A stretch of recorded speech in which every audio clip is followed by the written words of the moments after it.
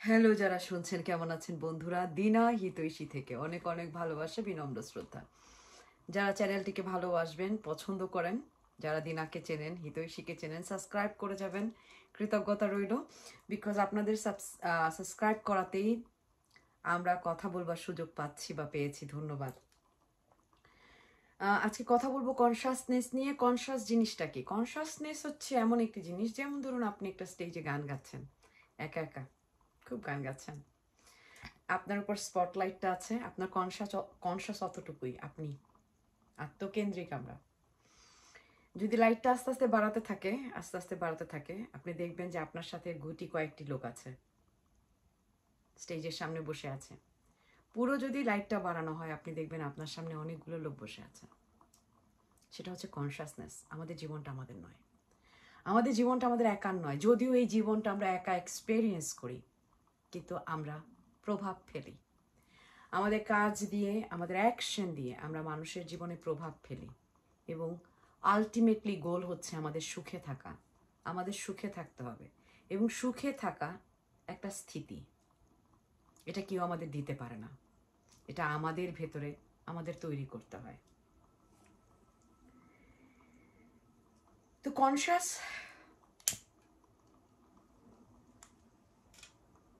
এই সেই আলো,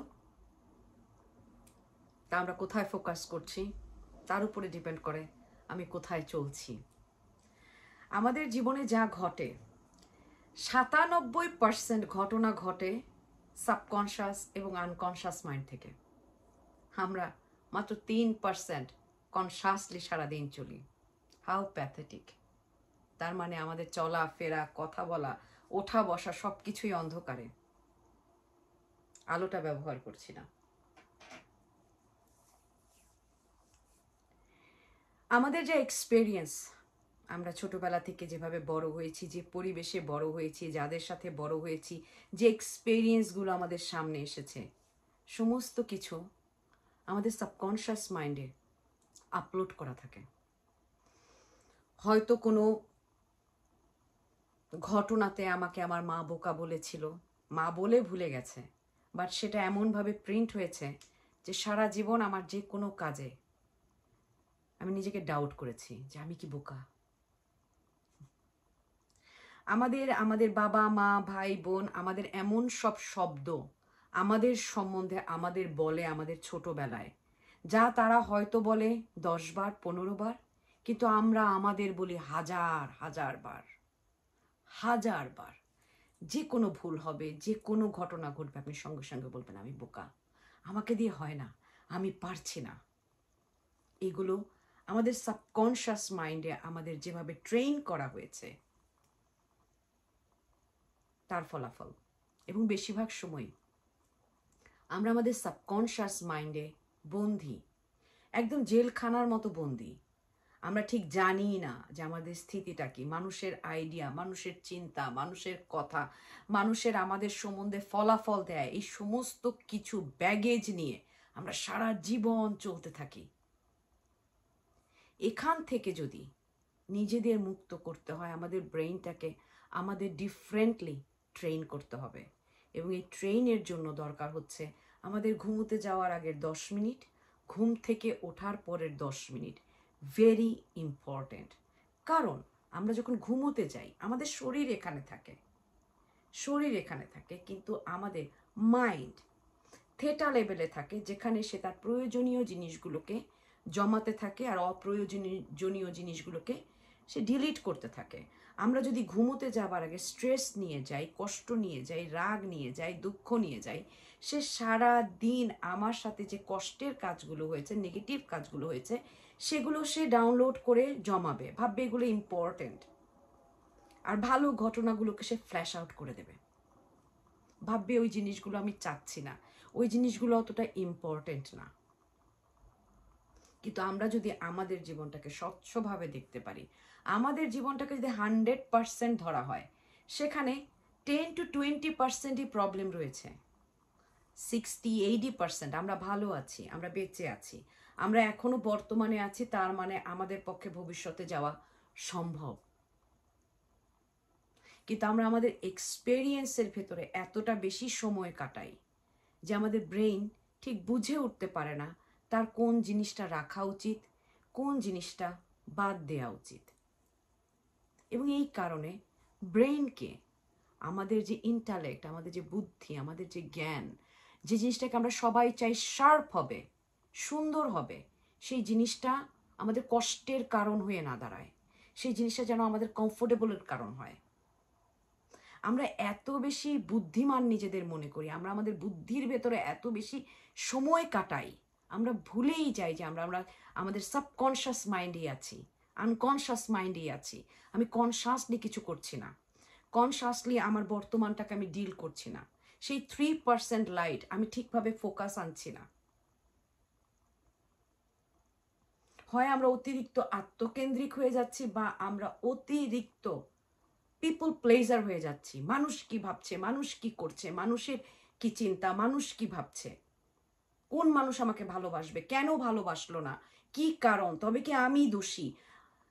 আমরা অনেক নেগেটিভ জায়গায় স্পেন্ড করি, যে জায়গাটা আসলে আমাদের কোনোভাবেই সাহায্য করে না। আমাদের সেই 3%-এর দিকে খেয়াল করতে হবে। এবং এই খেয়াল করবার জন্য যখন আমাদের ভিতরে এংজাইটি, ডিপ্রেশন, কষ্ট এগুলো যখন আমরা ফিল করতে থাকি, তখনই আমাদের নিজেকে গ্রাউন্ড করতে হবে। এবং এই গ্রাউন্ড করবার পদ্ধতিটা হচ্ছে 4 সেকেন্ড নিঃশ্বাস নিতে হবে, 4 সেকেন্ড হোল্ড করতে হবে, 8 সেকেন্ড ব্রিথ আউট করতে হবে। এবং এটা ততক্ষণ করতে হবে যতক্ষণ আমার বডি রিল্যাক্স না হচ্ছে।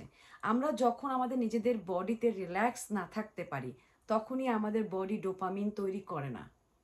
কারণ ডোপামিন তৈরি করবার জন্য বডির যা প্রয়োজন হয় তা হচ্ছে হ্যাপি, তা হচ্ছে কমফোর্টেবল, তা হচ্ছে সেফটি, তা হচ্ছে নট ওভার থিঙ্কিং। যখন আমরা বর্তমানকে এনজয় করতে পারবো, যখন আমরা দেখবো যে আমাদের জীবনে ভালো কি হচ্ছে, কোন জিনিসগুলো আমার ইমপ্রুভমেন্টের জন্য হচ্ছে, কোন জিনিসগুলো আমার ভালো লাগছে, আমি যখন সেগুলো দেখব, আমি সেগুলোকে অ্যাপ্রিসিয়েট করব, আমার বডি সেখানে ফোকাস করবে, আমার কনসাসনেস সেখানে ফোকাস করবে, দেন আমার বডি ডোপামিন তৈরি করতে পারবে। আমরা আমাদের বডিকে যেন সাহায্য করি, আমরা যেন আমাদের বডির বিরুদ্ধে কাজ না করি। আমরা বেশিরভাগ সময় আমাদের সারাটা জীবন আমরা আমাদের বডির বিরুদ্ধে কাজ করি, এত বেশি ওভার ইউজ করি যে আমরা চিন্তা করতে পারি না যে আমরা যে জিনিসটাকে ব্যবহার করছি সে আসলে কত ক্লান্ত। এবং এখানেই যখন আমরা খেয়াল করতে পারি না, আমাদের অসুখ হতে থাকে। বয়সের সাথে তো অসুখ হবেই, বয়সের সাথে অসুখ থাকবেই, কিন্তু আমরা আসলে অসুস্থ হতে থাকি আমাদের থিঙ্কিং প্যাটার্নের জন্য, আমাদের ফোকাসের জন্য। আমরা যদি শুধু ভালো দিকগুলোকে অ্যাপ্রিসিয়েট করে নিজের ভেতরে আনন্দটা ধরে রাখতে পারি, আমাদের শরীর যদি কমফোর্টেবলি ডোপামিন তৈরি করতে পারে, আমরা যে কোনো সমস্যার সমাধান কনসাসলি চিন্তা করতে পারবো। আমরা অতিরিক্ত অতীতে যাব না, কারণ অতীত হচ্ছে শুধুই আমার এক্সপেরিয়েন্স। অতীত আর কিছুই নয় আমার এক্সপেরিয়েন্স ছাড়া। আমার ওই এক্সপেরিয়েন্সে আমি যতটুকু কষ্ট পেয়েছি তার জন্য আমি সরি, যে কষ্ট দিয়েছে তার জন্য আমি sorry, but I need to move on. আমরা সেখানে অনেক এনার্জি দেব না। আমরা যেন আমাদের আনকনশাস ফিলিং, সাবকনশাস কাজগুলো যেন আমরা কনশাসলি না করি। কারণ আমরা যা করছি তা কিভাবে করছি আসলে এটা ইম্পর্টেন্ট না। আমার ওই কাজটিতে আশেপাশের মানুষের কতটুকু ক্ষয়ক্ষতি হচ্ছে, আশেপাশের মানুষ কতটুকু কষ্ট পাচ্ছে, আশেপাশের মানুষের কতটুকু লাভ ক্ষতি হচ্ছে, সেটা আমাদের চিন্তা করতে হবে। আমাদের নিজেদের কতটুকু লাভ ক্ষতি হচ্ছে। আমরা যখন মাথার ভেতরে নিজেদের সম্বন্ধে নেগেটিভ কথা বার বলতে থাকবো, আমি ট্রেন হয়ে যাব যে হ্যাঁ আমি রাগী, তখন কারোর সাথে রাগ দেখাতে, কারোর সাথে খারাপ বিহেভ করতে আমার খারাপ লাগবে না, বিকজ আমরা অলরেডি সেই ভ্যালিডেশন ভেতরে দিয়ে দিয়েছি আমি রাগী। রাগ সবার আছে। পৃথিবী যে জন্ম হয়েছে প্রত্যেকটা মানুষের ভেতরে রাগ আছে, আর যার ভেতরে রাগ নেই তাকে সে নরম মাটি, তার উপর দিয়ে মানুষ দোলে যাবে, সে সারা জীবন কষ্ট পাবে। যার রাগ নেই, রাগ সবার আছে, রাগ থাকতে হবে, কিন্তু রাগটার কন্ট্রোল আমাদের ভেতরে থাকতে হবে। আমি রাগ ফিল করতে পারি, আমি কষ্ট ফিল করতে পারি, কিন্তু আমার অ্যাকশনগুলো যেন কারো ক্ষতির না হয়, আমার ক্ষতির না হয়। মাঝে মাঝে আমরা রেগে গিয়ে দুঃখ পেয়ে এমন সব কাজ করি যে অন্যের চেয়ে আমরা নিজের ক্ষতি বেশি করি বেশিরভাগ সময়। এবং এই সব ডিসিশনগুলোই আমরা নেই আমাদের মেমোরি থেকে, আমাদের পাস্ট মেমোরিতে যেগুলো আমাদের ট্রিগার, সেগুলো আমাকে দেখতে হবে, আমাকে বুঝতে হবে, আমার বুঝতে হবে আমার ট্রিগার কোথায়। এবং আমাদের আশেপাশের কাছের মানুষগুলোই আমাদের ট্রিগার করে, সব সময় ইচ্ছাকৃত না, অনেক সময় অনিচ্ছাকৃত। তারা আমাদের কাছে আছে পাশে আছে, তো তারা ট্রিগার করে। তো তারা যখন আমাকে ট্রিগার করবে, আমি আমার টেম্পার হারাবো, তারপর আমি সেই মানুষটিকেই দোষ দেব। তাহলে আমাদের আশেপাশে কোনো মানুষ থাকবে না। আমাদের নিজেদের অ্যাকশনের জন্য আমরা কখনো অন্য মানুষকে দায়ী করতে পারি না। আর যখনই সেই দায়ীটা আমরা করব, তখনই আমরা অতিরিক্ত আত্মকেন্দ্রিক, আমরা ভেবে নিচ্ছি আমরা ঠিক, আমরা সব সময় ঠিক, কারণ যে ঘটনাটি হয়েছে এর জন্য আমি দায়ী নই। একটা জিনিস মনে রাখবেন, যদি একটি ঘটনায় দুটো মানুষ থাকে, একজন চিৎকার চেঁচামেচি করে আর একজন চুপচাপ বসে থাকে, সেই চুপচাপ বসে থাকা মানুষটিও ওই ঘটনাটির জন্য দায়ী। ডেফিনেটলি তার এনার্জি সেখানে রয়েছে। তো আমরা আমাদের অ্যাকশনের জন্য যেন সামনের মানুষটিকে সবসময় দায়ী না করি। আমরা যেন রেসপন্সিবিলিটি নিতে পারি যে হ্যাঁ, আমার অ্যাকশনের জন্য আমি রেসপন্সিবল, নেক্সট টাইম অন্যভাবে করার চেষ্টা করব। সেখানেই গ্রোথ। যে মানুষরা নিজের ভুল দেখে না, তারা আনকনশাস আর সাবকনশাস মাইন্ডে চলছে। যারা কনশাসলি চলে তারা জানে জীবনে মাঝে মাঝে আমরা আলোতে চলি, কিন্তু মাঝে মাঝে অন্ধকারে আস্থায় চলি।